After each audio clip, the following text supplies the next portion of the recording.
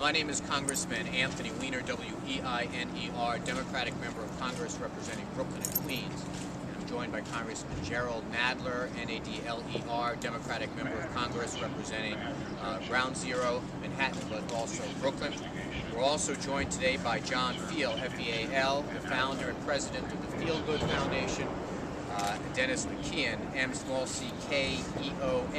Executive Director of Where to Turn. We're also joined by Brian Rosen, who lost his father on September 11th. It has been a pleasant change in the last few days to be gathering here in Lower Manhattan at Ground Zero and being able to perhaps not smile, but at least have a little bit of good news. We stand here on Mother's Day to add to the chorus of people expressing congratulations and thanks to the members of our intelligence and military communities and to President Obama for helping finally get some element of justice by the death of Osama bin Laden. But in 2004, in an effort by Congress to try to increase the speed of the prosecution and capture of bin Laden, we in Congress, by a unanimous vote, increased an existing reward program that operates in the State Department by $50 million targeting Osama bin Laden's capture. $50 million was supposed to go essentially as a bounty program. Bring Osama information to help capture or kill Osama bin Laden, you would get a reward. It was seen by all members of Congress on both sides of the aisle as a way to try to help get information that led to his capture. Based on the early information that we've gotten, that is by no means final, it could very well be that a great deal, if not all, of that reward money does not get spent. Early comments by the intelligence community and by the Secretary of State and by the military officials say that many of the tips were gathered by our own intelligence forces and some interviews with prisoners that were held. In both of those cases, there's probably not going to be a reward given. If that turns out to be the case, Congressman Nadler and I are going to be introducing legislation that would give the Secretary of State an additional place that this money could be allocated so it doesn't sit fallow in a bank account. We would make families, groups, organizations that help deal with the survivors of September 11th, help them benefit. We have a couple of organizations represented here today. We hope, frankly, that the original purpose of the bounty is used. We hope that there are people that are out there that did give us information and that reward money is granted. We will never know that with absolute certitude, except that a portion of the money will be allocated. Obviously, we're not going to be announcing in every case who that money is going to go to. However, if money is left over, and we think there will be, we have some ideas on where it should be spent. This is important, and I'm thankful that these two champions of this Sadroga bill have asked me to be part of this. Osama bin Laden was killed. Time to move on. Here's the problem. It's not going to stop 9/11 responders, men and women who risk their lives without prejudice, from dying. The destruction and the path that he left is running havoc still through families. It's going to continue for the rest of our lifetime.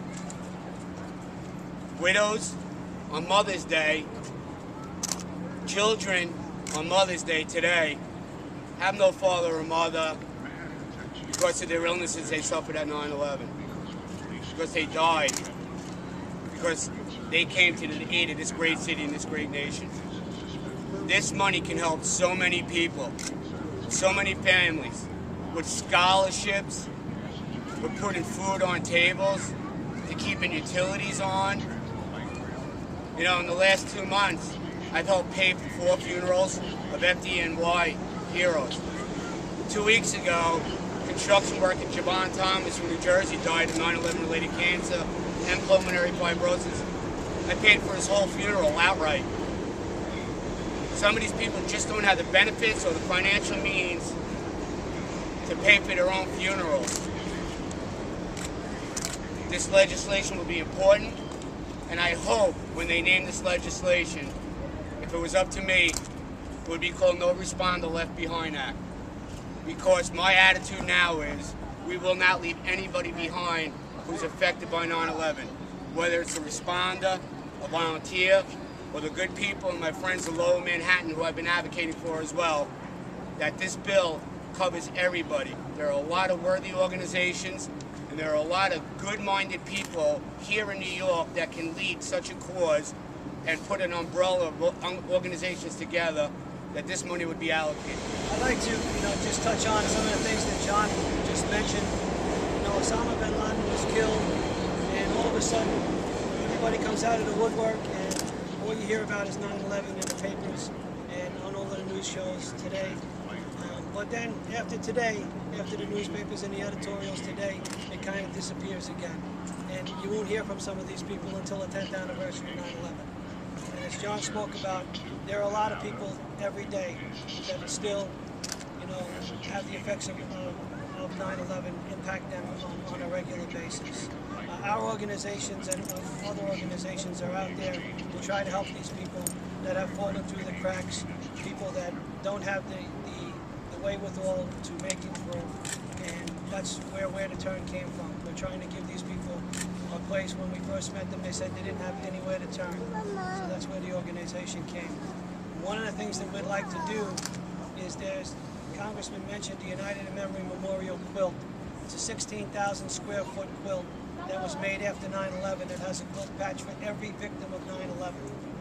It doesn't have a permanent home. It's stored away in a tractor trailer, and nobody can see it. So we're in the process of building a permanent home for it on Staten Island, which will also include a corridor of memories with 8x10 photos of all of the victims in alphabetical order by affiliation, and a 25,000 square foot memorial garden. So it will be a place where the family members can actually go to quietly reflect. It will not be a tourist attraction, and it will give the family members a lot of the things that unfortunately they're not going to be able to get down here. Let me just conclude with this thought.